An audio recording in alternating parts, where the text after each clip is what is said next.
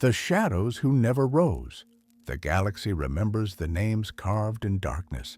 Darth Vader, Darth Sidious, Darth Bane. These are the Sith Lords, whose legacies echo through millennia, whose power shaped the fate of trillions. But for every name that history preserves, 1,000 more vanished into forgotten tombs and unmarked graves. These were the acolytes, the aspirants, the hopefuls who reached for power beyond imagination and found only death waiting in the shadows. Tonight, we descend into the forgotten corridors of Sith history.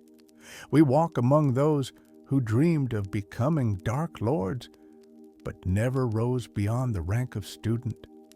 We examine the lives cut short in training chambers, the ambitions crushed in ancient tombs, the potential extinguished before it could truly ignite. This is not the story of Sith triumphant. This is the story of Sith who failed. The Sith Order, in all its incarnations across thousands of years, was built on a foundation of failure. For every apprentice who ascended to the rank of Lord, dozens perished in the attempt.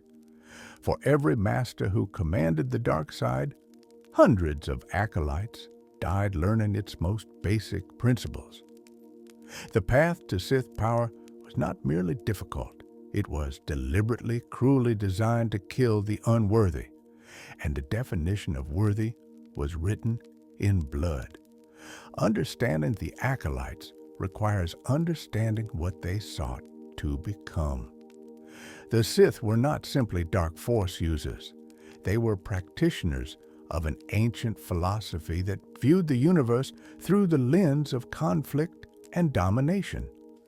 Power was not merely a tool for the Sith. It was the ultimate truth, the final measure of worth, the only currency that mattered in a galaxy built on struggle. The Sith Code crystallized this worldview into 5 lines that every acolyte learned, often as their first lesson, sometimes as their last. Peace is a lie. There is only passion. Through passion, I gain strength. Through strength, I gain power. Through power, I gain victory. Through victory, my chains are broken. The Force shall free me.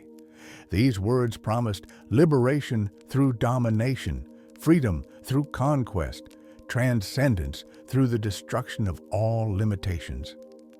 But the code concealed a brutal truth. The chains it promised to break were often literal. Many acolytes began their training in slavery, ripped from their homes as children, their Force sensitivity marking them for a life of violence, whether they desired it or not. The freedom the code offered was the freedom to dominate others or die trying. There was no middle ground, no peaceful retirement, no honorable surrender. You rose or you perished. The earliest Sith acolytes emerged in the aftermath of the Second Great Schism, approximately 7,000 years before the Battle of Yavin. When dark Jedi were exiled from the Republic after their failed rebellion, they wandered into uncharted space and discovered the Sith species on Korriban. These fallen Jedi did not simply conquer the native Sith. They interbred with them, creating a hybrid culture that would define dark side practice for millennia. The first generation of Sith acolytes were native Sith learning from their new human masters. These students faced a unique challenge. They possessed natural connections to the dark side that humans lacked, but their understanding of the Force was primitive, filtered through superstition and tribal magic. The dark Jedi had to teach them to see the Force as something more than witchcraft, to understand it as an energy field that could be manipulated through will and emotion. These early training methods were crude by later standards. Acolytes learned through observation and brutal trial. A master might demonstrate a Force technique once, then demand the student replicate it immediately. Failure meant punishment, often severe. Success meant advancement to harder lessons. There were no safety measures, no graduated difficulty levels, no concern for the student's well-being. The dark side demanded sacrifice, and that sacrifice began in the training grounds. The rise of the academy system. As the Sith Empire grew and consolidated, the need for systematic training became apparent. Individual masters could only train a handful of students at a time, and the high mortality rate meant that most Sith bloodlines ended within a generation or two. The solution was the academy system, and its first and greatest incarnation would rise on Korriban itself. The Sith Academy on Korriban was not merely a school. It was a crucible designed to forge weapons from human souls. Built in the Valley of the Dark Lords, surrounded by the tombs of ancient Sith masters, the Academy drew power from death itself. The very ground was saturated with dark side energy accumulated over millennia. Students could feel it the moment they arrived, a cold pressure against their minds, a whisper of power and madness that never quite fell silent. The Academy's architecture reflected Sith philosophy. Towering pyramidal structures dominated the desert landscape, their sharp angles and imposing mass designed to dwarf anyone who approached. Inside, corridors stretched into darkness. Training chambers echoed with the sounds of combat and screams, and meditation rooms hummed with dark side energy. Every aspect of the environment was calculated to remind students of their insignificance, to break down their resistance to the dark side's seduction. Admission to the academy was both a privilege and a death sentence. Most acolytes failed. Not failed as in struggled with their lessons or dropped out, failed as in died. The mortality rate during training was staggering, often exceeding 80%. Some died in the tombs during trials. Others were killed by rivals. A few were executed by overseers for incompetence. Many simply vanished. Their bodies never recovered, their fates unknown. The students who arrived at the academy came from diverse backgrounds. Some were children of Sith, bloodlines, raised from birth to expect their place in the order. These purebloods, with their distinctive red skin and facial tentacles, were favored by tradition, but not guaranteed success. The dark side cared nothing for heritage.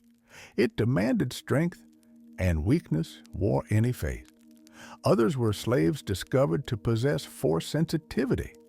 Imperial law mandated that any force-sensitive being, regardless of their social status, be sent to the academy. For slaves, this represented a terrible gamble. Success meant ascending beyond their low-born origins to become one of the galaxy's most powerful beings. Failure meant death, often preceded by torture that made their previous servitude seem merciful by comparison.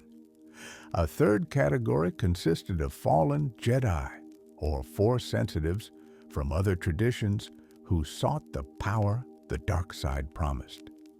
These students often struggled more than others, not because they lacked ability, but because they had to unlearn everything they knew. The Jedi taught peace and control. The Sith demanded passion and chaos. The transition broke many minds. The academy organized students into groups overseen by a single overseer. These overseers were Sith who had progressed beyond apprenticeship but had not risen to the rank of Lord. Some were talented instructors who found their calling in shaping the next generation.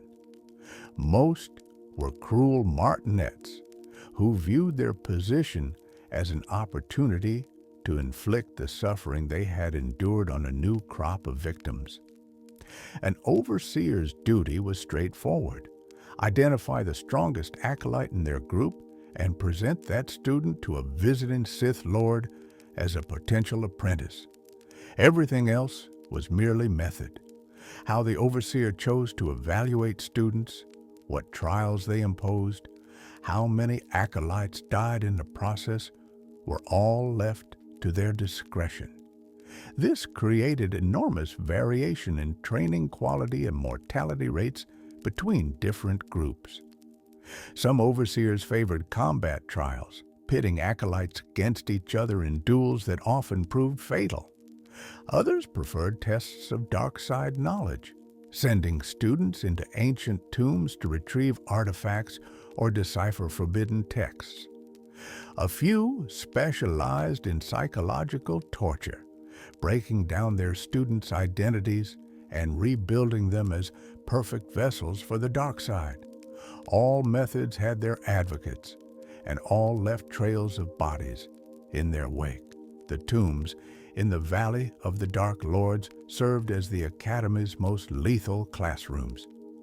These ancient burial sites, constructed millennia ago to house the remains of the first Sith Masters, had been designed as traps even in their original purpose. The ancient Sith feared tomb raiders and rivals seeking to desecrate their resting places, so they filled their sepulchres with mechanical traps, alchemical beasts, and dark side nexuses that warped the minds of intruders. By the time the Academy was established, these tombs had accumulated thousands of years of additional hazards. Failed acolytes from previous generations haunted the corridors as vengeful spirits. Mutated creatures born from dark side experiments prowled the shadows. Traps that had killed their builders continued to function, their mechanisms preserved by the same dark energies that permeated Korriban soil. Overseers sent acolytes into these tombs with minimal preparation and less equipment. A typical trial might require students to enter the tomb of Naga Sadow, navigate its trap-filled passages, defeat or evade its guardians, and retrieve a specific artifact from its depths. The overseers provided directions to the tomb's entrance and a general description of the objective. Everything else the acolytes had to discover through trial, error, and the bodies of those who tried before them. The tomb of Naga Sadow claimed more acolyte lives than any other single location in the valley. Dark Lord Sadow had been a master of Sith alchemy and illusion, and his tomb reflected those talents. Corridors shifted when no one watched. Shadows moved independently of their casters. Temperature dropped until breath froze in lungs and fingers lost feeling. Students reported hearing voices, seeing visions of their deaths, feeling hands grasping at them from the empty air. Many acolytes who entered never emerged. Their bodies were sometimes recovered weeks or months later, bearing no visible wounds, but with expressions of absolute terror frozen on their faces. Others were found torn apart by creatures that should not have existed. A few vanished entirely, leaving only bloodstains and abandoned equipment to mark their passing. Among the documented failures was an acolyte named Korris, who entered the tomb of Naga Sadow with 2 companions during the Cold War era. While his fellow students escaped with their lives, Korris never made it out. His companions reported that he had been separated from them in the tomb's twisting corridors.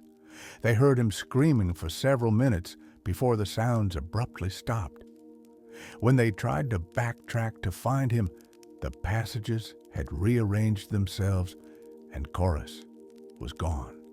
His body was never recovered. Another documented case involved an acolyte named Corey, who trained under the notoriously cruel overseer Harkoon around 3,643 years before the Battle of Yavin. Corey's failure was not due to lack of ability or poor performance in trials. She successfully navigated the tomb of Ajunta Pall and located the hermit Sith Lord Spindral, who served as Lord Zash's evaluator for prospective apprentices. But when Spindral tested Corey's understanding of the Sith Code and her commitment to its principles, he found her wanting. She understood the words, but lacked the passionate conviction that the dark side demanded. Where other acolytes burned with ambition and rage, Corey showed hesitation and doubt. She offered encouragement to struggling peers when Sith philosophy demanded she view them as obstacles to be destroyed. When Corey returned from the tomb, Overseer Harkon gathered all the acolytes to hear Spindral's judgment. The ancient Sith declared her unworthy. Harkon drew his lightsaber before Corey could speak in her defense. In front of all her fellow students, he cut her down. She died not in heroic battle against tomb guardians or in dramatic conflict with rivals. She died because she was too kind, too human, too unwilling to embrace the cruelty that being Sith required. Harkon used Corey's corpse as an object lesson. He explained to the surviving acolytes that the dark side demanded total commitment. Hesitation was death. Compassion was weakness. Anyone who could not embrace these truths would share Corey's fate. The lesson was effective. Those who witnessed Corey's execution became markedly more ruthless in subsequent trials. Fear of execution proved as potent a teacher as any Sith text. The Academy's training extended beyond Force techniques and lightsaber combat.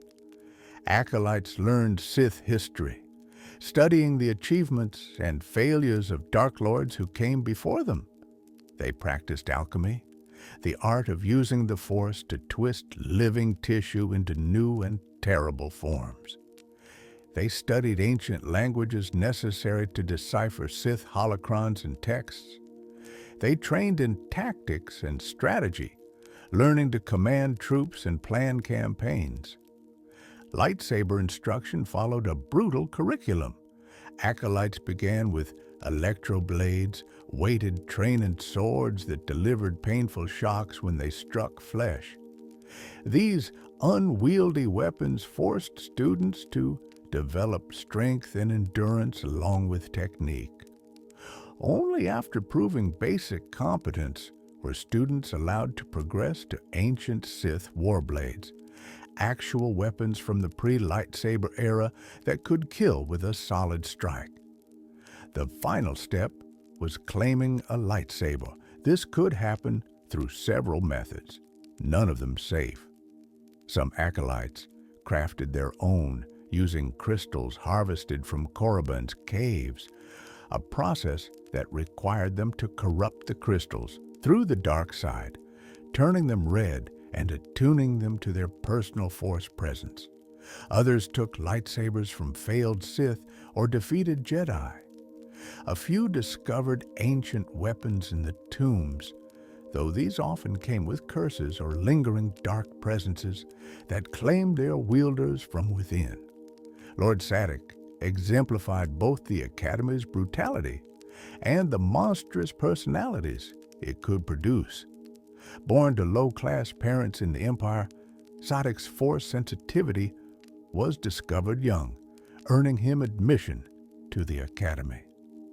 Unlike many acolytes who died in the trials or at rivals' hands, Sadok thrived in the violent environment. He was the only member of his training group to survive to graduation. This perfect record was no accident.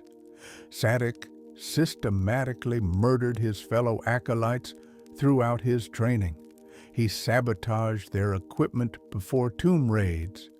He arranged for traps to spring when rivals passed.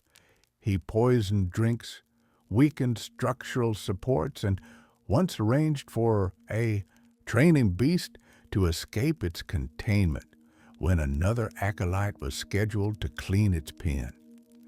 The Academy authorities suspected but never proved his involvement.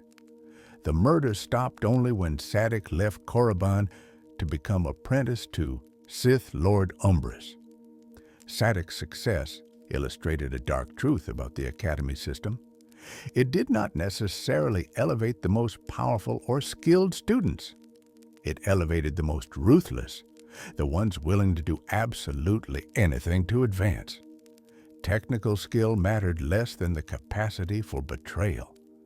Dark side power was important, but paranoia and cruelty proved equally valuable for survival. The Brotherhood of Darkness. Approximately 1,000 years before the Clone Wars, the Sith underwent a dramatic reorganization. Lord Scare Khan, recognizing that constant infighting among Sith Lords weakened their ability to challenge the Jedi and Republic, created the Brotherhood of Darkness. This new incarnation of the Sith Order abandoned the traditional hierarchy with the single Dark Lord at its apex. Instead, Khan established a council of equals, with multiple Sith Lords sharing power and directing a unified military force. The Brotherhood's approach to training acolytes differed significantly from earlier Sith traditions. Rather than the cutthroat competition of Korriban's single academy, Khan established multiple training centers across different worlds, each specialized in producing particular types of Sith warriors. Force-sensitive recruits with physical aptitude were sent to academies that focused on warrior training, producing Sith marauders and combat specialists. Those with talent for stealth and assassination went to different worlds allied with the Sith cause. Acolytes, showing promise with complex force techniques, attended schools that emphasized Sith sorcery and advanced manipulation. This specialization allowed the Brotherhood to field larger numbers of dark side users than previous Sith incarnations. No longer did every acolyte have to master every aspect of Sith training. A talented warrior did not need to become an accomplished sorcerer. An effective assassin could focus on infiltration and killing rather than commanding troops.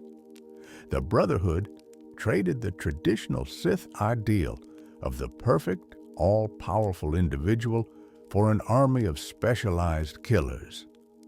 The Korriban Academy remained active during this period, but its purpose shifted. Rather than accepting all Force sensitives, it became an elite institution reserved for the most promising candidates. Only potential Sith Lords trained on Korriban, those unlikely to rise beyond warrior or assassin rank, attended the lesser academies. This created a tiered system where your initial placement largely determined your ceiling for advancement. One notable Brotherhood acolyte was a man named Dessel, born on the mining world of Apatros. Dessel's early life exemplified the misery that drove many to seek power in the dark side. He was the son of an abusive alcoholic father who blamed a boy for his mother's death in childbirth. His father took him into the Cortosis mines at a young age, where Dessel faced regular beatings from both his father and other miners who saw him as an easy target. Dessel possessed latent force abilities that manifested as unnatural luck. When pushed too far, reality seemed to bend in his favor. Attacks missed at crucial moments. Collapses happened to those who threatened him. His tormentors suffered mysterious accidents. Dessel himself did not understand what he was doing, attributing his survival to chance rather than power. Everything changed the night Dessel's father came home drunk and violent once too often. In his sleep, Dessel unconsciously reached out with the Force and stopped his father's heart. He woke to find the old man dead, never realizing he had caused it. Days later, Dessel killed a Republic Navy ensign in self-defense during a bar fight. Facing arrest and execution, he fled Apatros and joined the Brotherhood of Darkness's armies. In the Sith military, Dessel's Force abilities finally attracted proper attention. A Sith Lord named Kopech recognized the signs of unconscious Force use and sent Dessel to Korriban for training. There, he would take a new name and embark on a path that would reshape the entire Sith Order. But that journey lay ahead. As an acolyte, Dessel faced the same trials and dangers as countless others. The Brotherhood's training emphasized practical combat over philosophical instruction. Lord Khan needed warriors for his war against the Republic, not philosophers debating the nature of the dark side. Acolytes learned to channel their emotions into Force powers quickly and efficiently. Hatred fueled Force lightning. Fear enhanced physical abilities. Pain sharpened focus. The Brotherhood's instructors had refined the process of turning human beings into weapons. Combat training took priority over everything else. Acolytes spent hours each day in lightsaber drills, often against multiple opponents simultaneously. Those who could not keep pace were culled from the program. Injury rates were astronomical. Burns from lightsaber training wounds, broken bones from Force-enhanced combat, and psychological trauma from constant exposure to the dark side were universal experiences among Brotherhood acolytes. The Brotherhood also implemented a classroom system that allowed instructors to teach as many as 20 students simultaneously. This increased efficiency, but reduced individual attention. Talented students could still rise through brilliance, but mediocre acolytes often languished, receiving just enough instruction to be useful as cannon fodder, but not enough to advance to true power. For many recruits, the Brotherhood offered only the opportunity to die for someone else's ambitions rather than pursuing their own. Dessel, now calling himself Bane after his father's cruel nickname for him, quickly distinguished himself at the Academy. He studied ancient Sith texts that other students ignored, recognizing that the Brotherhood's teachings represented a watered-down version of true Sith philosophy. The classics spoke of individual power, of master and apprentice locked in a relationship of mentor and eventually betrayer. The Brotherhood's egalitarian structure contradicted everything the ancient Sith had believed. Bane's education was interrupted by political complications. A former Jedi named Githani, who had joined the Sith, took interest in him and secretly supplemented his training. Together, they plotted against Sirac, the dominant student at the Academy who bullied and terrorized other acolytes. This triangle of ambition, attraction, and betrayal played out in typically Sith fashion. Githani used Bane to eliminate Sirac. Bane saw through her manipulation, but used it for his purposes, and Sirac died in a lightsaber duel that should have been avoided. After leaving Korriban, Bane traveled to Rakata Prime, where he discovered a Sith holocron left by Darth Revan. The ancient Dark Lord's teachings confirmed Bane's suspicions about the Brotherhood. The organization was a perversion of true Sith philosophy. By sharing power among many lords, the Brotherhood diluted the dark side's strength. By maintaining armies of mediocre acolytes instead of a single perfect apprentice, they guaranteed weakness rather than excellence. Bane developed a plan that would end the Brotherhood and establish a new Sith Order built on different principles. He taught the Brotherhood's leaders about an ancient Sith technique called the Thought Bomb. a devastating Force weapon that could kill all Force sensitives in a vast radius. Lord Khan, desperate for a decisive advantage in the losing war against the Jedi, embraced the technique. What Khan did not know was that the thought bomb killed its users along with its targets. Bane deliberately omitted this crucial detail. When the Brotherhood of Darkness and the Jedi's Army of Light both deployed to the planet Ruusan for a final confrontation, Khan activated the thought bomb in a last-ditch effort to destroy the Jedi. The resultant explosion annihilated both armies, every Jedi and every Sith present. Thousands of acolytes died in that moment, their potential forever extinguished, their training wasted, their ambitions turned to ash. Among the casualties was Githani, the woman who had briefly been Bane's ally and lover. She died alongside the Brotherhood Lords she had served, her own ambitions to become a Dark Lord of the Sith ending in atomic fire and psychic destruction.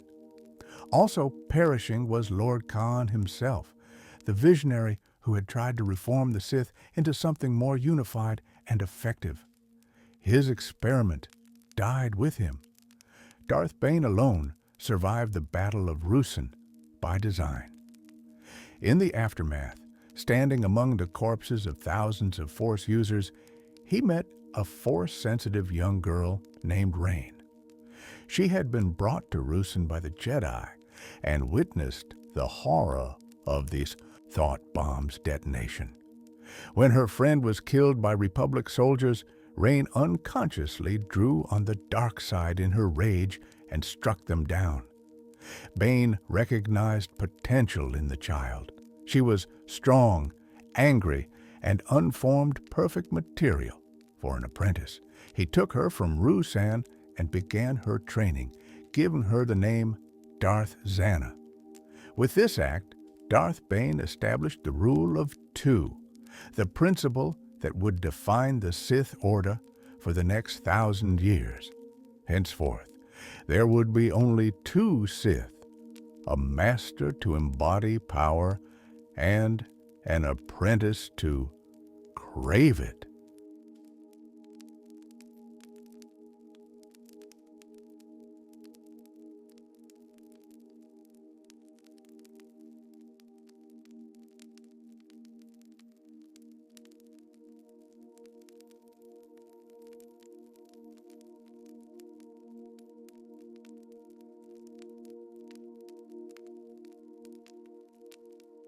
The rule of two, a new kind of failure. The rule of two transformed what it meant to be a Sith Acolyte. Under previous systems, dozens or hundreds of acolytes trained simultaneously, competing for the attention of various masters. Most failed and died, but the sheer numbers ensured that some succeeded. The rule of two eliminated this safety in numbers. Only one apprentice existed at any time. If that apprentice failed, the entire Sith lineage ended. This created immense pressure on both master and apprentice. The master had to train their student to eventually surpass and kill them, while simultaneously ensuring they remained loyal and useful until that moment arrived. The apprentice had to grow strong enough to overthrow their master while appearing subservient enough that the master did not kill them prematurely for showing too much ambition. It was a delicate, deadly balance that could tip into disaster at any moment. The rule of two also redefined the concept of Sith Acolytes. Officially, only two Sith could exist, and both held the title of Darth. But the rule proved flexible in practice. Sith apprentices often trained their own prospective replacements, creating a pool of acolytes who might one day become the official apprentice should the current one fail or die. These acolytes existed in a gray area, trained in dark side techniques but not officially recognized as Sith. Darth Bane himself utilized this flexibility. While Darth Zana was his official apprentice, he encountered other Force sensitives during his long life. Some he killed as threats, others he evaluated as potential replacements should Zana prove unworthy. Bane's paranoia about the continuation of his new order led him to maintain multiple contingency plans, including documented knowledge caches and training programs that could be activated if both master and apprentice somehow perished. Zana, for her part, eventually took her own secret apprentice, a male Force user she trained without Bane's knowledge. This student served two purposes. First, he would help her kill Bane when the time came for her ascension. Second, he represented assurance should something happen to her before she could overthrow her master. The existence of this hidden acolyte remained secret from Bane for years, only revealed during their final confrontation. The duel between Darth Bane and Darth Zana exemplified the Rule of Two's ultimate test. After decades of training, Zana finally challenged her master. Their battle raged through Bane's stronghold, master and apprentice pushing each other to the limits of their abilities. Bane, despite his age, remained extraordinarily powerful, his body preserved and enhanced by Sith alchemy. Zana had surpassed him in subtlety and sorcery, if not raw strength. Zana's secret apprentice intervened in the duel, tipping the balance. Whether this violated the spirit of the Rule of Two was debatable. Bane had used thought bombs and betrayal to eliminate rival Sith. Surely using an ally to defeat a master was equally valid. In the end, Zana struck down Darth Bane, claiming his title and position. Her former secret apprentice became her official apprentice, and the cycle continued. But what happened to Sith Acolytes who failed under the Rule of Two? Their fates varied, but few were pleasant. Some were killed outright by their masters when they proved inadequate.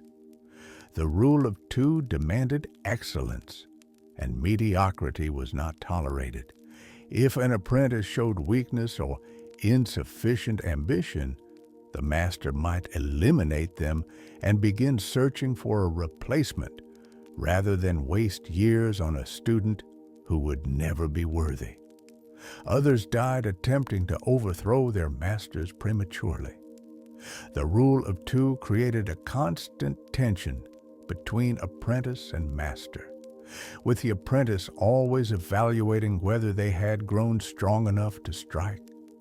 Many guessed wrong and paid mother impatience with their lives.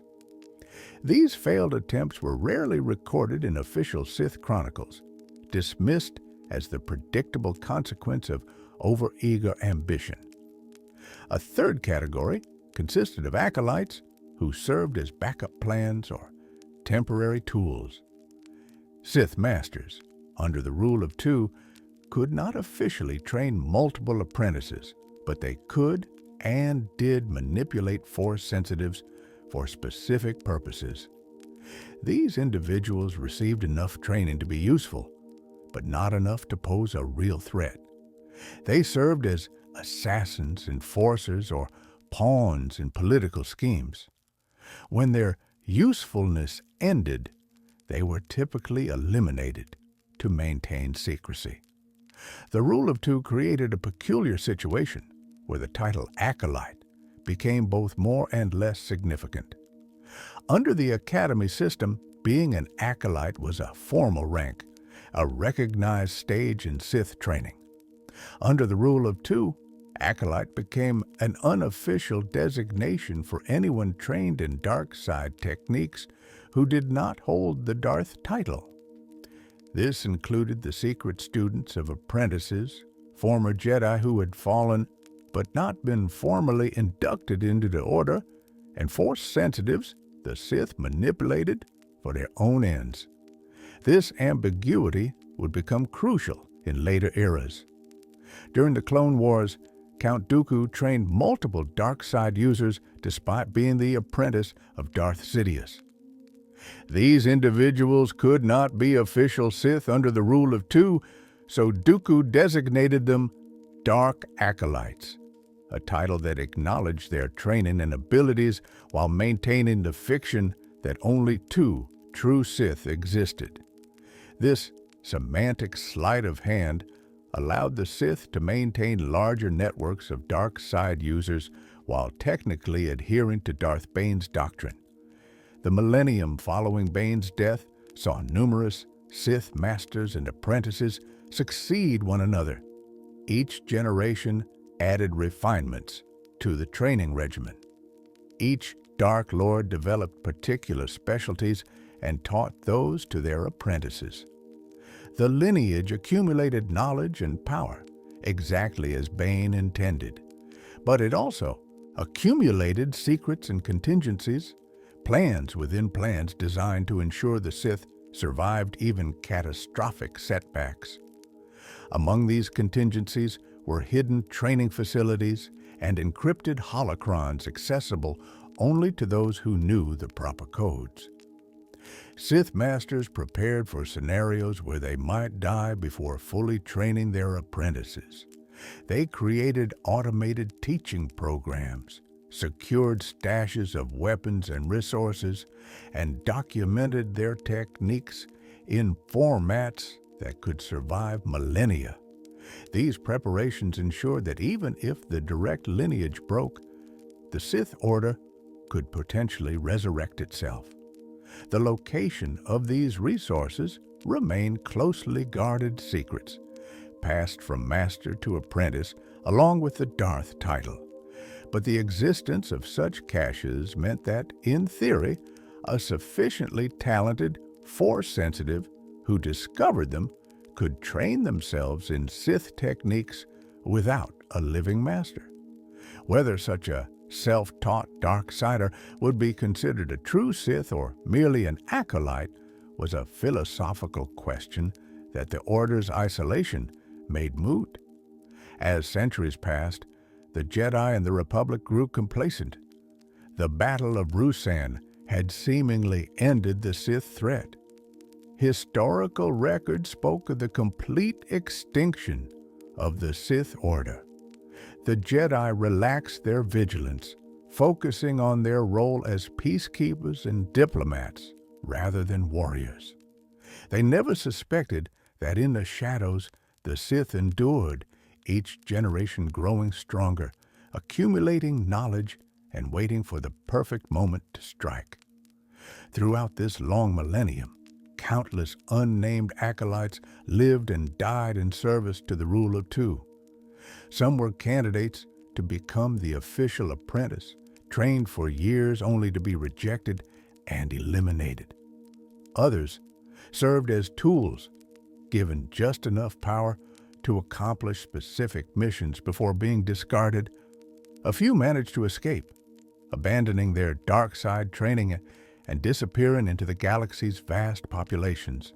Their fates went unrecorded, their stories lost to history. The rule of two created a winnowing effect more severe than any previous Sith system. Under the Academy model, perhaps one student in 5 survived to become an apprentice. Under the Brotherhood of Darkness, survival rates were higher, but power was diluted. Under the rule of two, the ratio became stark. 2 Sith existed at any time, and everyone else involved in dark side training was either a future candidate or a corpse waiting to happen. This ruthless efficiency achieved Bane's goal. Each successive generation of Sith became more powerful than the last. The master-apprentice bond created an intensive, focused relationship that accelerated learning far beyond what academy training could achieve. The constant threat of betrayal kept both master and apprentice sharp, paranoid, and driven. Weakness was immediately identified and eliminated from the lineage. But Bane's system also created vulnerabilities. With only two Sith existing at once, a lucky strike by the Jedi could potentially end the entire order. If both master and apprentice died simultaneously, the millennium of accumulated knowledge and power would vanish. The Sith's secrecy, while protecting them from Jedi attention, also meant they had no backup if catastrophe struck. To mitigate this risk, later Sith masters implemented additional safeguards. They created holocrons containing their knowledge and techniques. They established contact with dark side cults and organizations that could serve as recruiting pools. They identified and tracked Force-sensitive individuals across the galaxy without revealing themselves. These measures created a network of potential acolytes, individuals who could be activated if the main Sith lineage faced disaster. The nature of failure for Sith acolytes under the rule of two was more personal and intimate than under previous systems. When an Academy acolyte died, they were one corpse among many, barely noted by instructors focused on producing survivors. When a Brotherhood warrior fell, they vanished into the masses of combat casualties. But when a Sith apprentice's secret student failed, it was typically because their patron died in the attempt to overthrow their master, leaving the acolyte to face an angry, victorious Dark Lord with no protection. These situations rarely ended well. Sith Lords did not tolerate threats or potential future rivals. An acolyte who had trained under the defeated apprentice represented both a witness to the failed coup and a possible seed of revenge. Most were killed immediately. A few were tortured for information about their deceased patron's other schemes and secrets. Virtually none survived to attempt the training again under a new master. As the millennium of the rule of two's dominance drew toward its conclusion, the Sith Order approached the moment it had been preparing for across countless generations. The grand plan, initially conceived by Darth Bane and refined by his successors, was nearing fruition. The Sith had infiltrated the highest levels of Republic government. They had manipulated galactic events to weaken the Jedi Order. They had positioned themselves to strike at the moment of maximum opportunity. The acolytes of this era served a purpose different from any previous generation. They were not training to eventually become Sith Lords through the traditional path of advancement. Instead, they were pieces being positioned on a galactic game board, tools of manipulation and assassination, expendable assets in a scheme that transcended individual ambitions. They represented the culmination of Bane's vision, a Sith Order disciplined enough to sacrifice countless potential Dark Lords for the ultimate goal of complete galactic domination. The Clone Wars. When shadows multiplied, the Clone Wars represented a paradox for the Sith Order. Darth Sidious, operating publicly as Supreme Chancellor Palpatine, orchestrated the entire conflict from both sides. His apprentice, Darth Tyrannus, known to the galaxy as Count Dooku, led the separatist movement that opposed the Republic. With only two official Sith existing according to the rule of two, how could they maintain control of such a vast and complex war? The answer lay in a redefinition of what it meant to be a Sith Acolyte. Count Dooku recruited and trained numerous dark side users who served his cause without officially becoming Sith. These individuals, whom he designated as Dark Acolytes, operated in a gray zone. They learned Sith techniques, wielded red lightsabers, and served Dooku's commands. But they could never claim the title of Sith or aspire to become his successor. That position was reserved for the proper apprentice who would one day kill their master according to ancient tradition. The most infamous of Dooku's dark acolytes was Asajj Ventress, a woman whose path to the dark side began in tragedy. Born on Dathomir to the Night Sister clan, Ventress was surrendered as an infant to the criminal Halstead as part of a deal the Night Sisters struck with him. When Halstead was killed on the brutal world of Ratatak, the young Ventress faced slavery and death until a Jedi Knight named Kai Narek discovered her Force sensitivity. Narek became Ventress's savior and teacher, training her in the ways of the Jedi while they defended the people of Ratatak from warlords and criminals.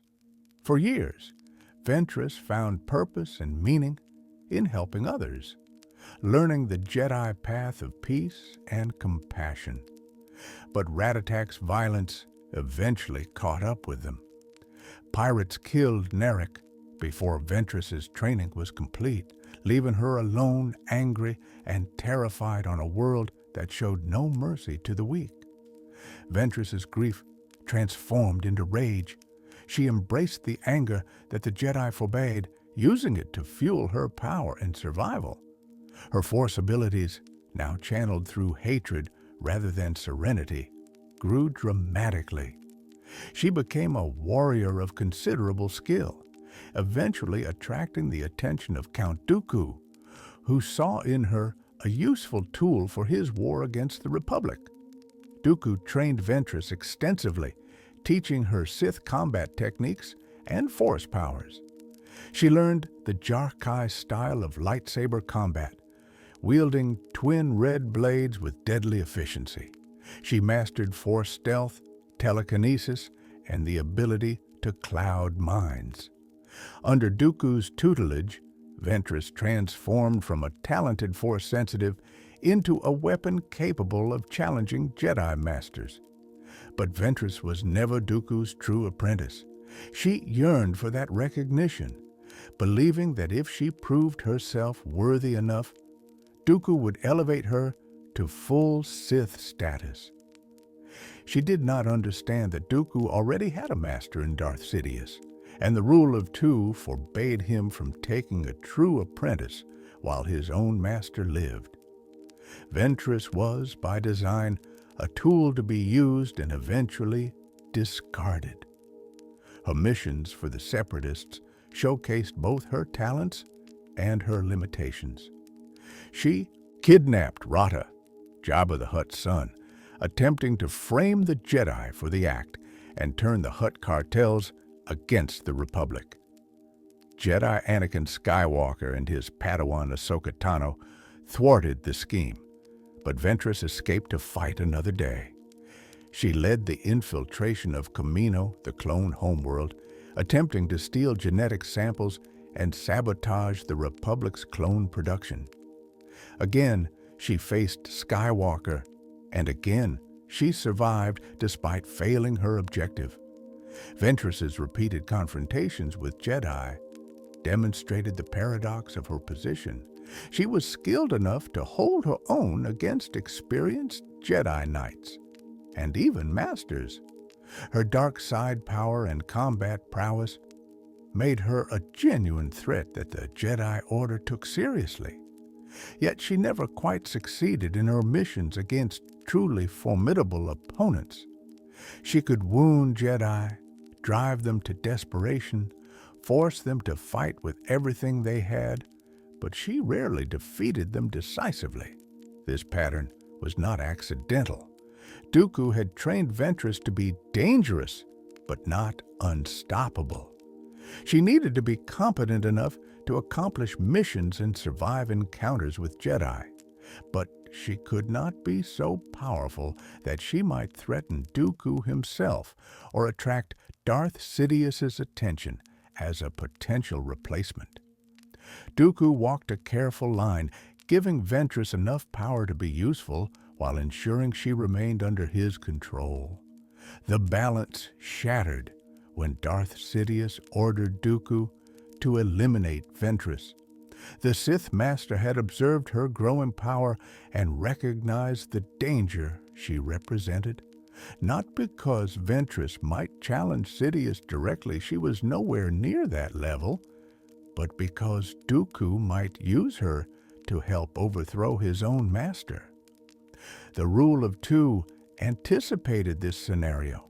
An apprentice with their own apprentice became too dangerous to tolerate.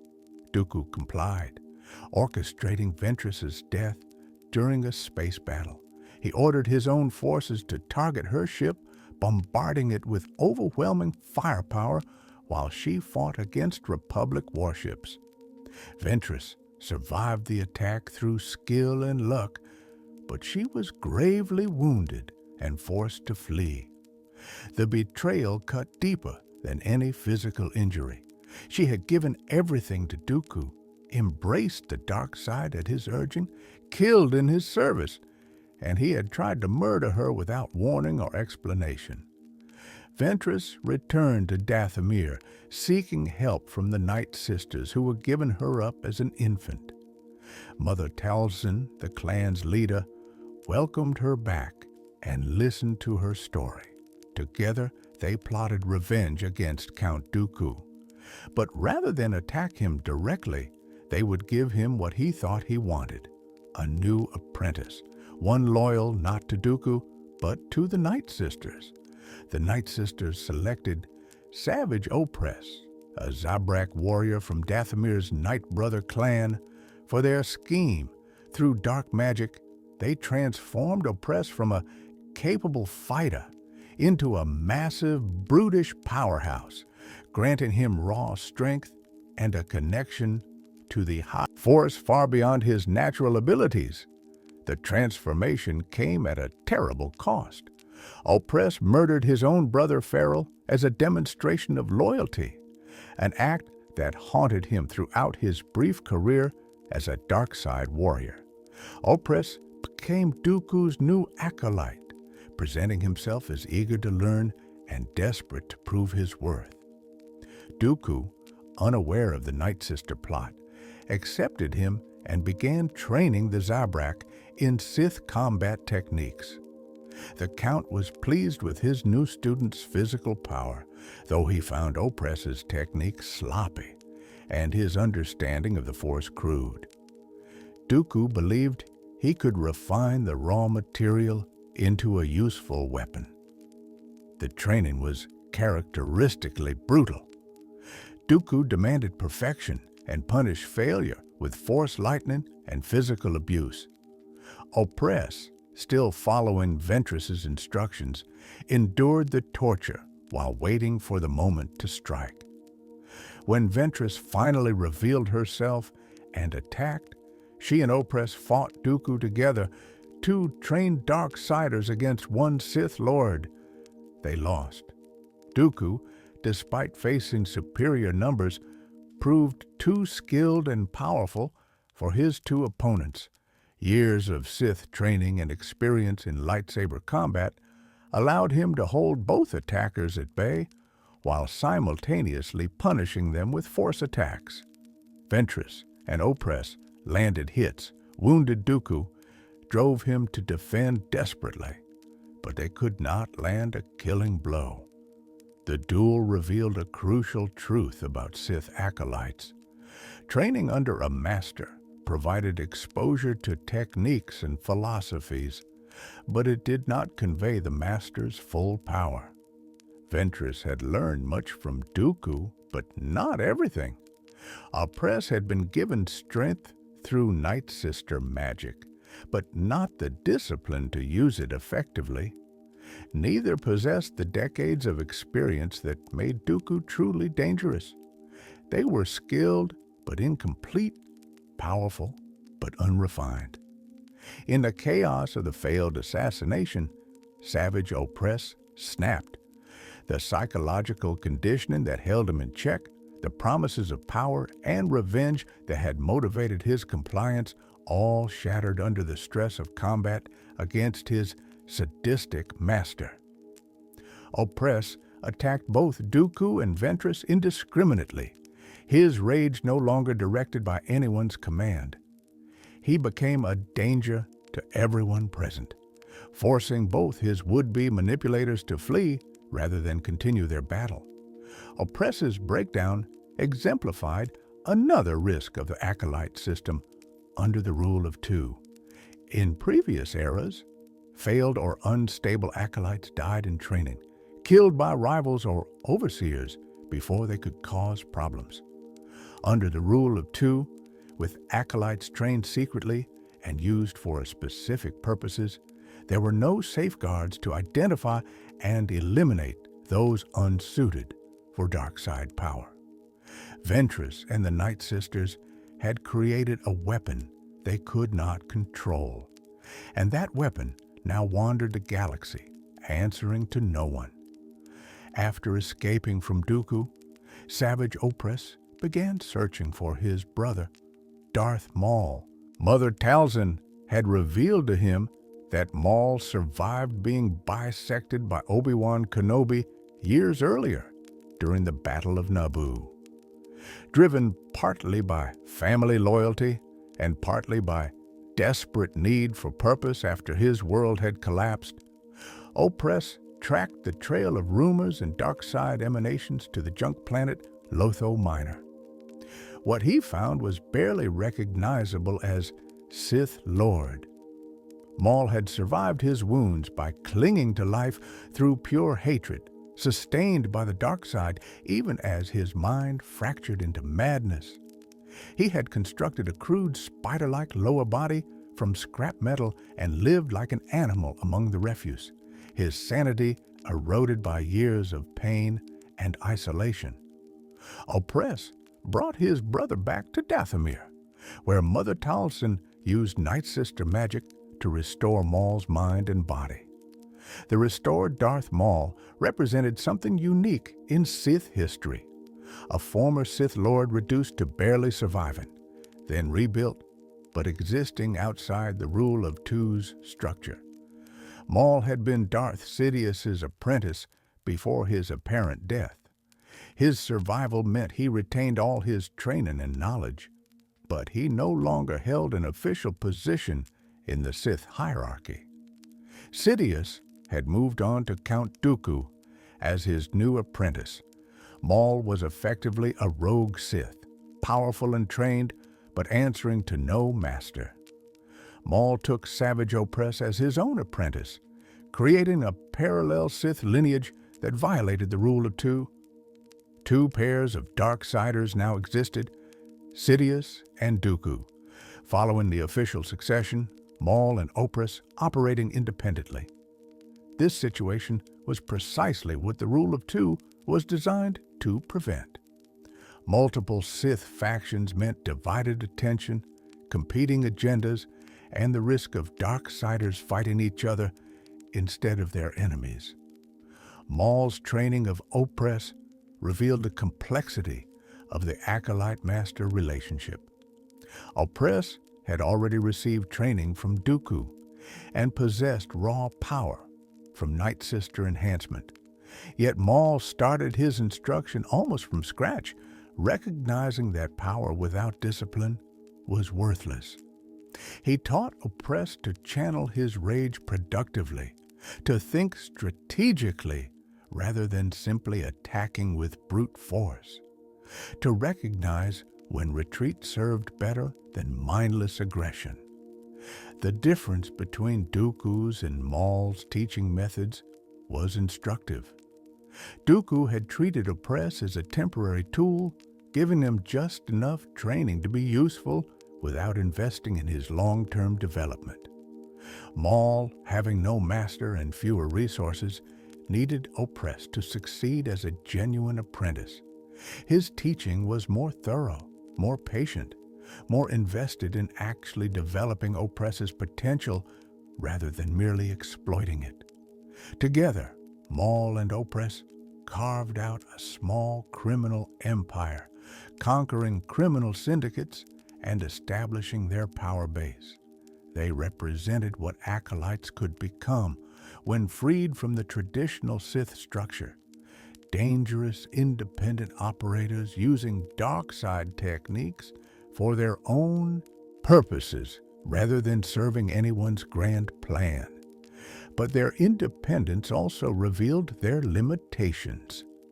Without access to ancient Sith knowledge and without the accumulated power of the proper Sith lineage, Maul and Opress were powerful criminals rather than existential threats to the Republic and Jedi. Ventress, meanwhile, transformed herself yet again. After the failure of the plot against Dooku and the Night Sisters' near extinction at the hands of General Grievous's droid army, she became a bounty hunter. This career represented a radical departure from everything she had been before. As a Jedi-trained Force user, she had protected others. As Dooku's acolyte, she had served the Separatist cause and pursued power. As a bounty hunter, she served only herself, taking jobs for credits and survival. Her moral journey led to unexpected places. Working alongside Boba Fett and his crew of bounty hunters, Ventress discovered that her choices still mattered. She could use her skills to harm innocents for profit, or she could exercise restraint and judgment. On multiple occasions, she chose a more ethical path than her employers expected, protecting innocents or showing mercy when it served no tactical purpose. The dark side had not completely consumed her capacity for compassion. This transformation culminated in her partnership with Jedi Master Quinlan Vos, sent by the Jedi Council on a secret mission to assassinate Count Dooku. Ventress taught Vos about Dooku, about the dark side, about how to survive in the shadows where light and darkness blurred together. In the process, they fell in love, creating a relationship that violated everything both their traditions taught. Jedi did not love, Sith did not trust. Yet Ventress and Vos found something genuine with each other, however brief. The assassination attempt failed catastrophically. Dooku captured them both and began torturing Vos, pushing the Jedi Master toward the dark side by forcing him to watch Ventress suffer. The technique worked. Vos fell to the dark side not through ambition or hatred, but through desperate desire to end Ventress's pain. He became what he had sought to destroy, a dark side warrior serving under Dooku as another dark acolyte. Ventress eventually sacrificed herself to save Vos, giving her life to help him return to the light. Her death marked the end of one of the Clone Wars' most complex characters, a woman who had been Jedi-trained, Sith-taught, and ultimately independent. She never achieved the power she once craved, never became a true Sith Lord, never received recognition for her abilities from those she sought to impress. Yet, in choosing to die for someone else, she found something that most Sith never discovered, meaning beyond power. The dark acolytes of the Clone Wars era demonstrated both the flexibility and the risks of the Sith system under the rule of two. They allowed Darth Sidious and Count Dooku to field multiple dark side warriors without technically violating Bane's strictures. They served as assassins, commanders, and enforcers in the vast military conflict that reshaped the galaxy. But they also represented potential threats, wild cards who might develop their own agendas or turn against their masters if circumstances changed. Dooku trained at least a dozen dark acolytes during the Clone Wars, though only a few achieved significant prominence. Severance Tan, a Chiss female, served as one of his earliest students and a tactical genius who led Separatist forces to numerous victories. Cadrian Say, a fallen Jedi, simply disappeared from Republic service one day and reappeared among Dooku's cadre. The Dark Acolyte trio, 3 anonymous warriors who piloted Sith Enforcer tanks during the Battle of Geonosis died buying time for Dooku's escape during the conflict's opening engagement. All these acolytes shared common characteristics. They were expendable. Their training was incomplete by design. They could never rise above their station or threaten the true Sith. When they outlived their usefulness or grew too ambitious, they were eliminated without hesitation. The Clone Wars consumed them as it consumed millions of other beings, their individual stories lost in the vast, churning horror of galactic warfare. The Imperial Shadow, Vader's secret students, the rise of the Galactic Empire, and the annihilation of the Jedi Order created new opportunities and new challenges for Sith Acolytes. With Emperor Palpatine ruling openly and the Jedi destroyed, one might expect the Sith to abandon secrecy and train dark side warriors freely. Instead, Palpatine maintained strict control over Force-sensitive individuals, viewing them all as potential threats to his absolute power. Darth Vader, as Palpatine's apprentice, found himself in a complicated position. He craved the power to overthrow his master, as the rule of two demanded, but his injuries from Mustafar had left him dependent on his suit and significantly reduced his potential. To overcome Sidious, Vader needed help. Yet training a true apprentice would violate the rule of two and likely result in Palpatine destroying them both. Vader needed to find Force sensitives he could train in secret, acolyte powerful enough to help him challenge his master, but not so obvious that Palpatine would notice. The most famous of Vader's secret apprentices was Galen Marek, codenamed Starkiller. Vader discovered the boy on Kashyyyk during the Great Jedi Purge, where he had come to hunt the Jedi fugitive Kento Marek. After killing Kento in a lightsaber duel, Vader sensed a powerful presence nearby and found young Galen hiding in the forest. The child, perhaps 6 years old, reached out with the Force in fear and accidentally pulled Vader's lightsaber toward himself, a remarkable display of raw power from someone so young. Vader made a decision that would echo across decades.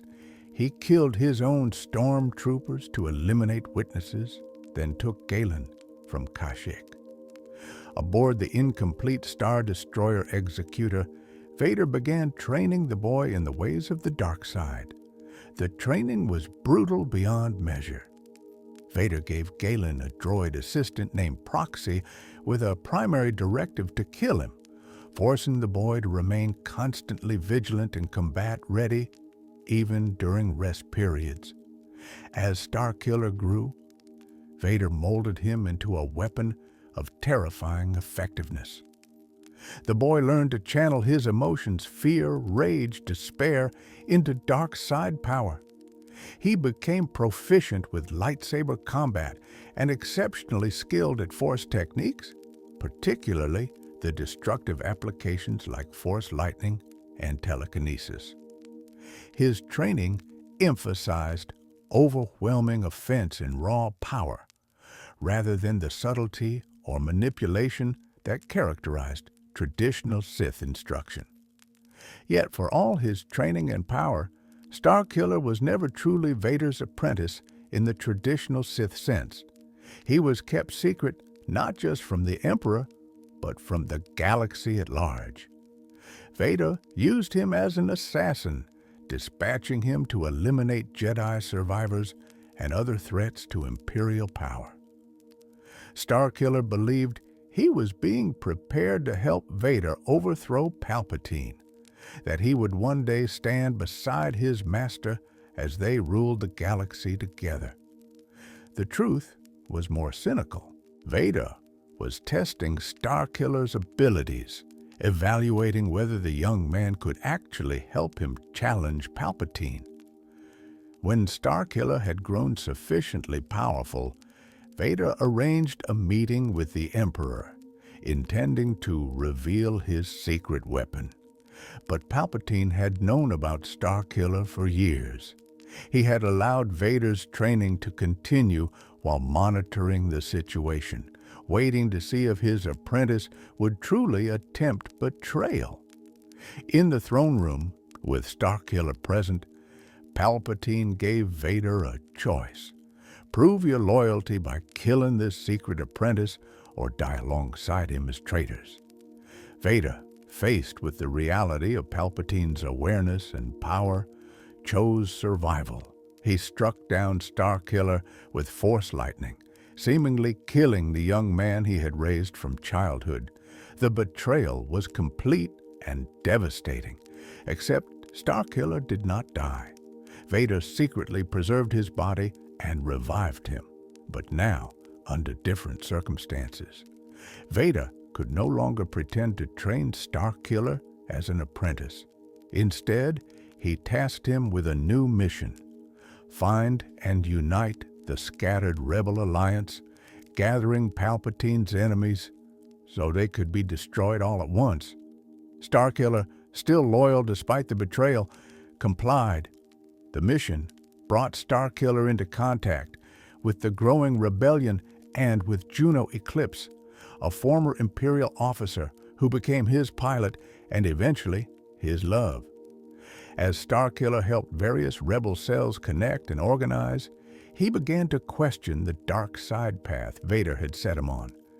These rebels fought not for power or domination, but for freedom and justice. They showed him compassion and loyalty, qualities he had been taught were weaknesses, but which now seemed like strengths. When Vader's trap was sprung and the rebel leaders were captured on the incomplete Death Star, Starkiller faced his defining choice. He could serve Vader and the dark side, helping to destroy the nascent rebellion. Or he could turn against his master, using everything Vader taught him to save the very people the trap was designed to kill. In that moment, Galen Merrick reclaimed his birth name and his identity. He chose the light. The battle aboard the Death Star became legendary. Starkiller fought through Imperial forces to reach the captured rebels, then faced Vader himself in single combat. Years of training under the Dark Lord gave him insight into Vader's techniques and weaknesses. The duel was fierce, with apprentice and master pushing each other to the limits of their abilities. Starkiller nearly killed Vader, bringing him to the edge of death. Emperor Palpatine intervened at that moment, urging Starkiller to strike the killing blow and take Vader's place as his apprentice. It was the ultimate temptation. Become a true Sith Lord, gain unimaginable power, achieve everything he had been raised to desire. But Starkiller recognized the trap. Killing Vader in that moment would mean fully embracing the dark side, surrendering to Palpatine's control, becoming exactly what he had been running from. Instead, Starkiller turned his power against the Emperor himself, using the Force to shield the escaping rebels while attacking Palpatine. The energy expenditure was immense, far beyond what any normal Force user could sustain. Starkiller poured everything he had into holding Palpatine at bay, knowing that each second gave his friends more time to escape.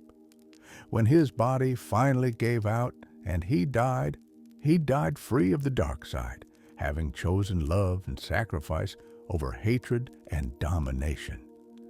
Vader's response to losing Starkiller revealed the depths of his obsession. The Dark Lord had spent years training the young man, had shaped him into possibly the most powerful Force user of his generation, had groomed him as the key to overthrowing Palpatine. Now that weapon was destroyed. turned against its creator at the critical moment.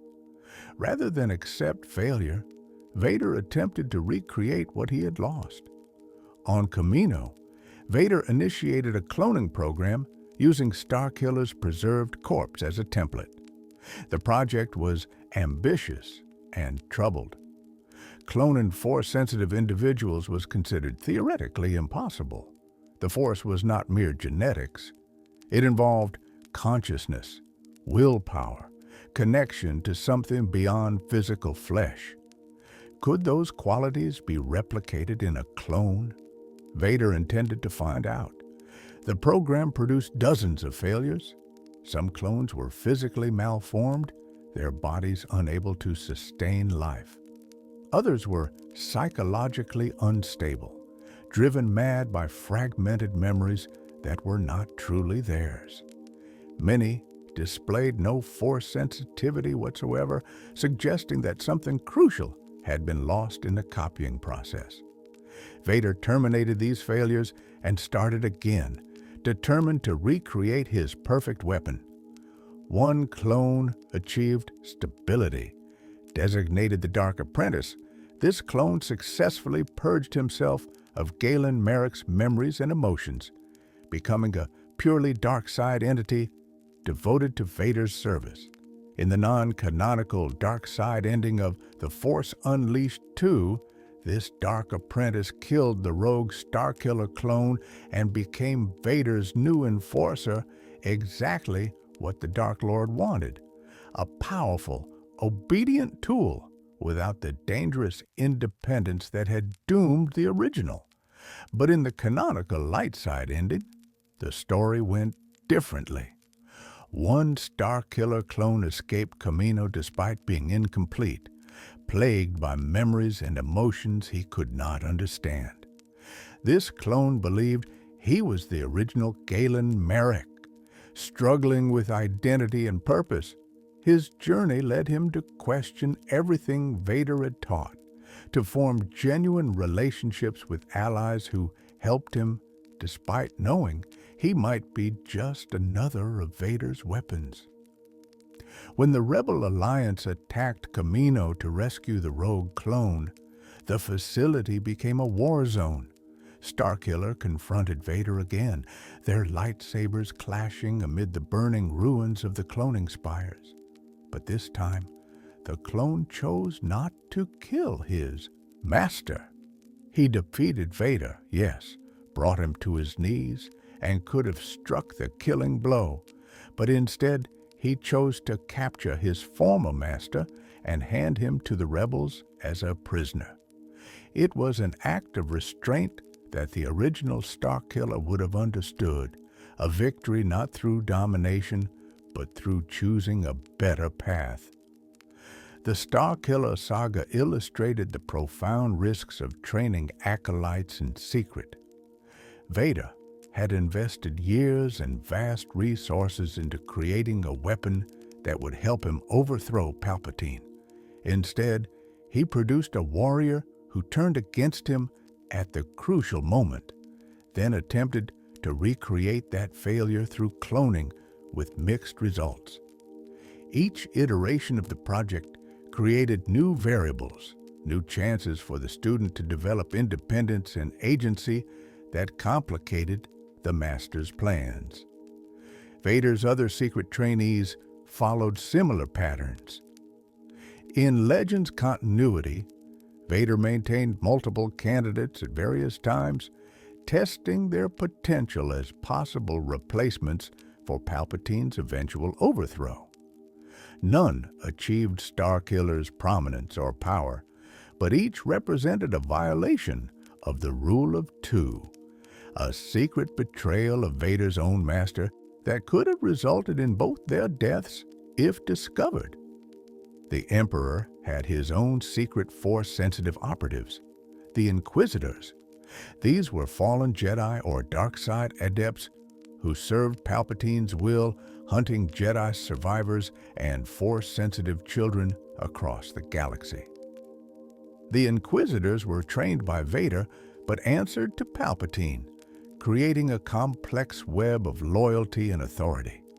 They used lightsabers and dark side techniques, but they were explicitly not Sith. They were tools, weapons to be expended in the Empire's service. The Inquisitors' training was deliberately limited. They learned enough to hunt Jedi, but not enough to challenge Vader or Palpatine. They were taught specific combat forms and force techniques optimized for hunting and killing, but denied access to the deeper knowledge that true Sith possessed. This created warriors who were dangerous to average Jedi Knights, but vulnerable to Jedi Masters or true Sith Lords. The mortality rate among Inquisitors was high. Some died hunting Jedi who proved stronger than anticipated. Others were killed by Vader when they questioned orders or showed too much ambition. A few perished fighting each other, the competitive nature of dark side training leading to fatal conflicts even among those supposed to be on the same side. As acolytes, they existed in constant danger not just from external enemies, but from the very system they served. The fall of the Empire did not end the tradition of Sith Acolytes. In the years following Return of the Jedi, various dark side groups emerged, seeking to claim the Sith legacy or forge new dark side traditions.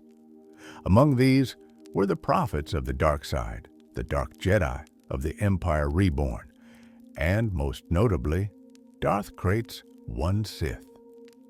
Darth Krayt, born a Sharad Het, was originally a Jedi who survived Order 66.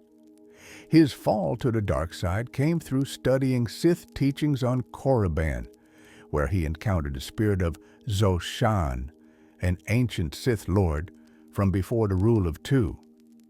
Under Zoshan's tutelage, Het became an acolyte in the ancient sense, learning Sith philosophy and techniques from a ghost rather than a living master. Krayt eventually rejected the rule of two entirely, viewing Darth Bane's doctrine as a limitation rather than a strength. He founded the One Sith, an order based on the principle of one Sith, one goal, one master, with multiple Sith Lords all serving the Dark Lord's vision rather than competing for supremacy.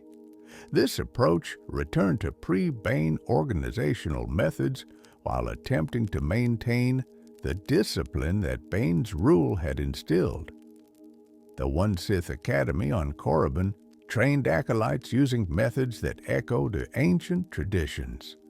Competition was fierce but channeled toward the Order's collective goals rather than individual advancement.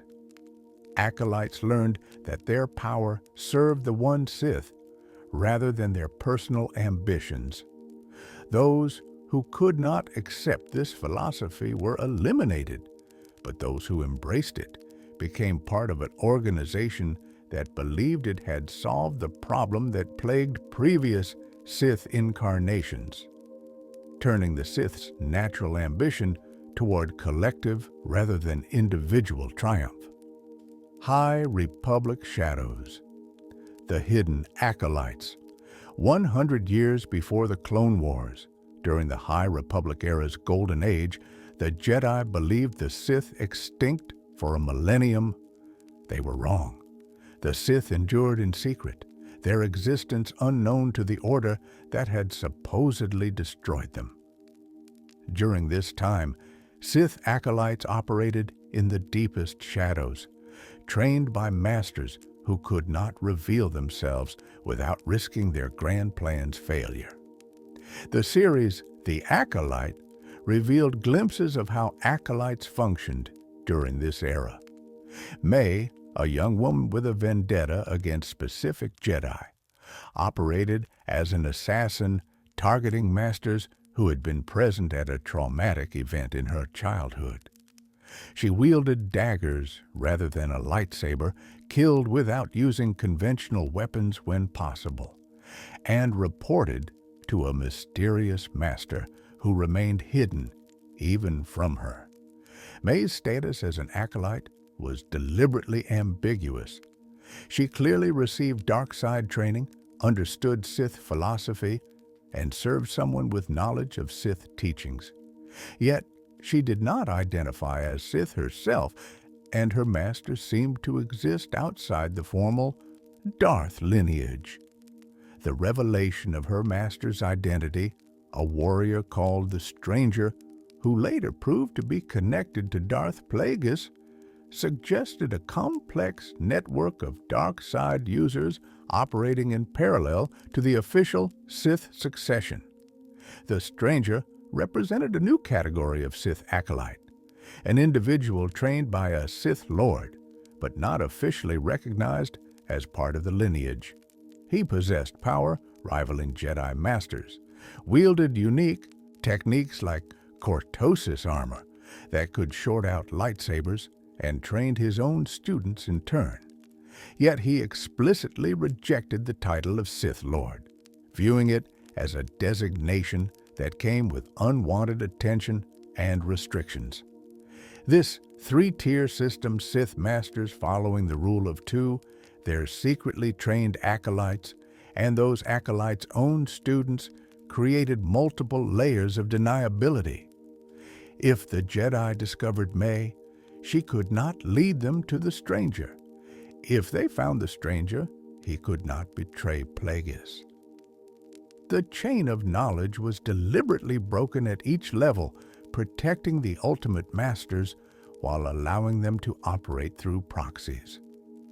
The High Republic acolytes faced unique challenges. The Jedi Order was at its peak, with thousands of Jedi Knights and Masters operating throughout the galaxy.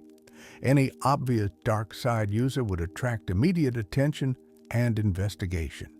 Acolytes had to hide their nature, using their abilities subtly enough to avoid detection while still accomplishing their missions. This required discipline and control that earlier generations of acolytes, trained in open academies and large organizations, never needed to develop. Training for these secret acolytes likely took place on hidden worlds far from Republic space.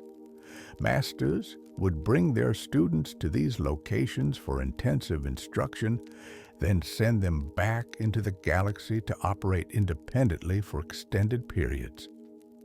The acolytes had to internalize their lessons deeply, as they might go months or years between contacts with their masters.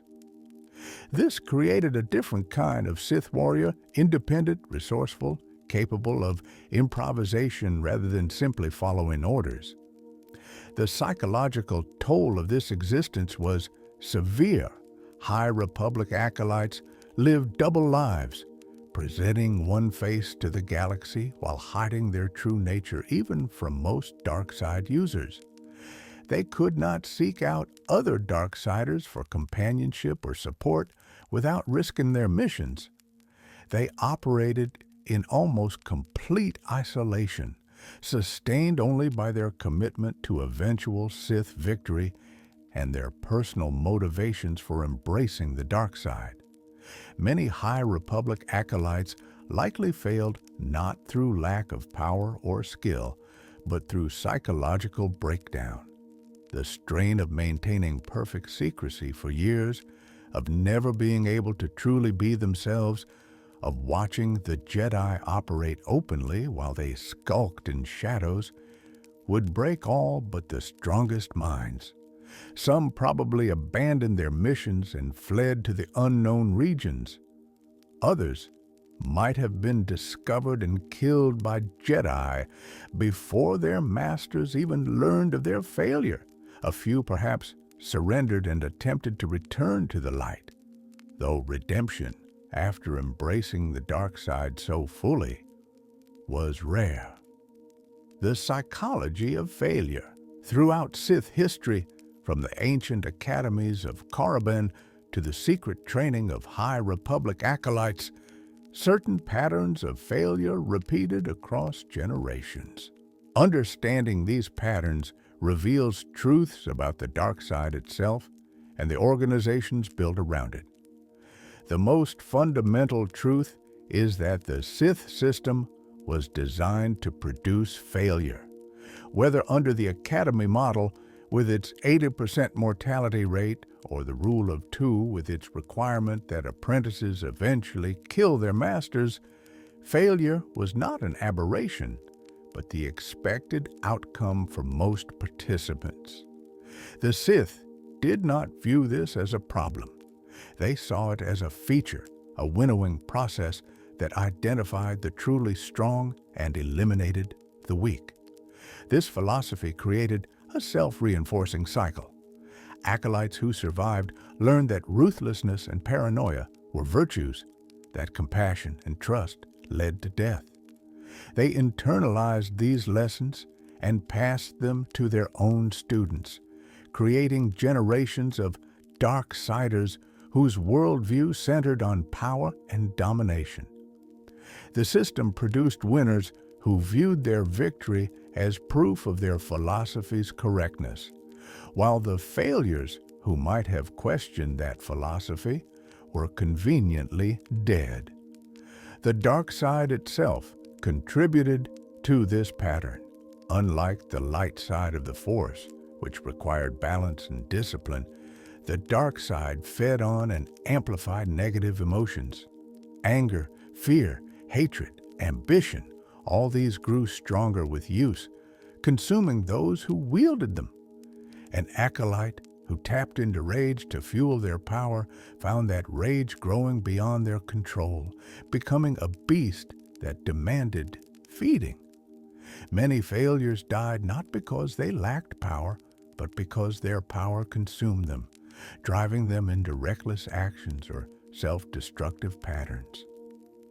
The social dynamics of Sith training also contributed to high failure rates. In the Academy system, acolytes were deliberately set against each other. Every classmate was a rival, every ally a potential betrayer. This created an environment where cooperation was punished and treachery rewarded. Acolytes who might have survived through mutual support instead turned on each other, reducing their overall chances of success. The system prioritized producing ruthless individuals over producing numerous dark side users. Sexual and romantic relationships among acolytes added another layer of complication. The dark side celebrated passion, and passion often manifested as attraction and desire. Yet relationships created vulnerabilities that rivals could exploit. An acolyte who fell in love with a classmate now had a hostage to fortune, someone whose suffering could break their concentration or force foolish choices. Many documented failures trace back to emotional attachments that compromised judgment at critical moments. The masters who trained acolytes were themselves flawed individuals, having risen through systems that rewarded cruelty and ruthlessness. They often lacked the patience or wisdom to be effective teachers. They replicated their own traumatic training without considering whether that trauma served any pedagogical purpose. An overseer who had been brutally beaten during their training would beat their students, not because beating was effective, but because they knew no other method. The dark side's corruption of judgment also played a role. Sith masters often overestimated their own abilities and underestimated their enemies. This led them to place acolytes in situations where failure was almost guaranteed. A master might send an acolyte to kill a Jedi master, not because the acolyte was ready for that challenge, but because the master's dark side-enhanced ego could not conceive of their student failing. The acolyte would die, and the master would view this as the student's weakness, rather than their own poor judgment. Organizational dysfunction contributed significantly to acolyte failure rates. The Sith's emphasis on power struggles and betrayal meant that resources were constantly diverted from training into internal conflicts. Academies competed for funding and prestige. Overseers sabotaged rival students to make their own look better by comparison. Sith Lords prioritized personal vendettas over organizational effectiveness. All this chaos increased the likelihood that acolytes would die before completing their training. The Rule of Two attempted to address some of these problems by eliminating organizational complexity. With only two Sith existing, internal politics became impossible. All resources could focus on the master-apprentice relationship rather than being diluted across multiple competing factions. Yet, this created new vulnerabilities. The death of either master or apprentice at the wrong time could end the entire lineage. The intimate nature of the two-person relationship meant personality conflicts could not be resolved by switching to a different master or apprentice, as they could in larger organizations. Physical and mental health issues also claimed many acolytes. The dark side took a toll on the body, accelerating aging and causing degradation of tissues. Dark side users often developed pale skin, yellowed eyes, and other visible signs of corruption. More seriously, many suffered from chronic pain, neurological problems, and organ damage from channeling dark side energy through their bodies. Acolytes dealing with these health issues while trying to complete difficult trials faced additional burdens that their masters often ignored or dismissed as weakness. Mental health problems were even more common and more dangerous. The dark side deliberately cultivated negative emotions, feeding anger, fear, and hatred to generate power. But emotions are not tools that can be picked up and put down at will. They are aspects of consciousness that, when amplified, reshape personality and perception. Many acolytes developed what would be clinically recognized as personality disorders, paranoia, or psychosis. These conditions made them dangerous to themselves and everyone around them, increasing failure rates. The lack of proper medical or psychological support in Sith organizations exacerbated these problems. Darksiders viewed seeking help as weakness. Masters provided no counseling or support for students struggling with the psychological effects of dark side training. Acolytes either learned to manage their deteriorating mental health alone, or they broke under the strain. There was no middle ground, no system of care that might have preserved students who had potential but needed intervention. Economic factors also played a role that histories often overlooked. Training Force sensitives required significant resources, weapons, training facilities, holocrons, living expenses. In the academy system, the Sith Empire funded these costs as a state priority. Under the Rule of Two, masters had to finance their apprentices' training from personal resources. An acolyte whose master was wealthy might receive excellent equipment and training. One whose master was poor might struggle with inadequate tools and nutrition, increasing their chances of failure through no fault of their own. The timing of an acolyte's training could dramatically affect their chances. An acolyte trained during peacetime faced different challenges than one trained during war. A student whose master was distracted by political maneuvering received less attention than one whose master could focus fully on training. An acolyte whose education coincided with a purge of dark side users had to hide and train in secret, limiting their advancement. Luck and timing mattered as much as talent or determination. Finally, there was the question of alternatives. For most acolytes, Sith training was not a choice they made freely. Many were slaves who faced death if they refused. Others were children too young to understand what they were consenting to. Some were Force sensitives whose talents had been discovered and who faced the choice between training as Sith or being hunted as uncontrolled Darksiders. Given genuine alternatives joining the Jedi, leaving known space, suppressing their Force abilities, many would have chosen differently. But no such alternatives existed. Once identified as Force-sensitive in Sith-controlled space, you trained or you died. Many chose to die. The legacy of shadows. The history of Sith Acolytes is a history of waste. Thousands of Force-sensitive individuals across millennia, each possessing extraordinary potential, funneled into a system designed to kill most of them. The few who survived became monuments to dark side power, their names remembered across generations.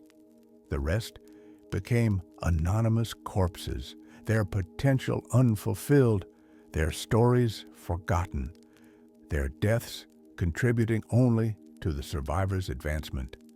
Yet we remember them tonight, not by name, for most have no names preserved in records, not by achievement, for they achieved nothing beyond survival or failure. We remember them because their sacrifices, willing or not, shaped galactic history as surely as any Dark Lord's conquests. Every great Sith became great by climbing over the bodies of failed acolytes. Every Sith victory was built on a foundation of those who died in training. The shadows were always more numerous than the figures they cast. What lessons can we draw from these forgotten lives? Perhaps that power pursued for its own sake consumes those who seek it. That systems built on cruelty and domination inevitably destroy most of their participants. That the dark side promises freedom, but delivers only different forms of bondage. That strength without wisdom, power without purpose, victory without meaning, leave only emptiness. Or perhaps the lesson is simpler, that choosing to be remembered for causing suffering is worse than being forgotten for causing none. The great Dark Lords left legacies of fear and destruction. The failed acolytes left nothing but cautionary tales. Yet who lived more freely? The master constantly watching for betrayal, unable to trust even their closest student, or the acolyte who died before the dark side fully claimed their soul, who retained some fragment of the person they might have been. History celebrates the victors. The Sith were victors for a time.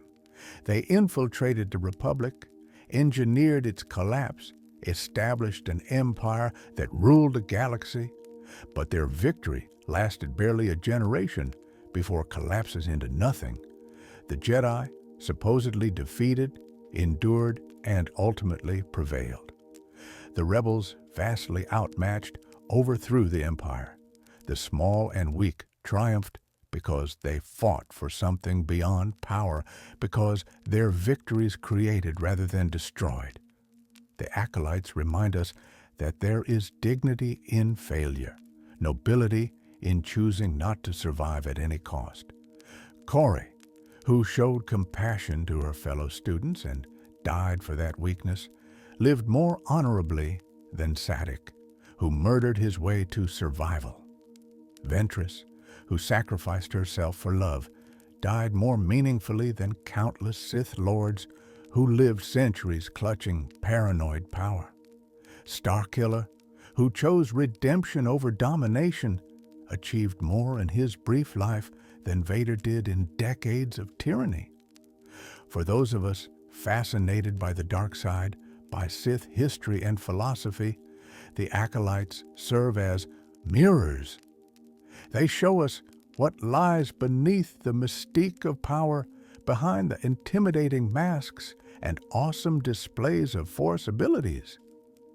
They reveal the human cost of pursuing strength without restraint, of embracing passion without wisdom, of seeking victory without considering what victory truly means. The Sith Code promised freedom through breaking chains, but for most who followed that code, the only freedom achieved was death. The chains they broke were their own lives, snapped under the weight of ambitions too heavy to carry. The Force did not free them. It consumed them, used them, discarded them when they proved inadequate to the demands placed upon them. Yet still the dark side whispers. To the angry and the afraid, to the ambitious and the desperate, it offers the same promises it always has: power, victory, freedom from limitation. And still beings answer that call, believing they will be the exception, the one who survives where others failed, who rises where others fell. Most are wrong.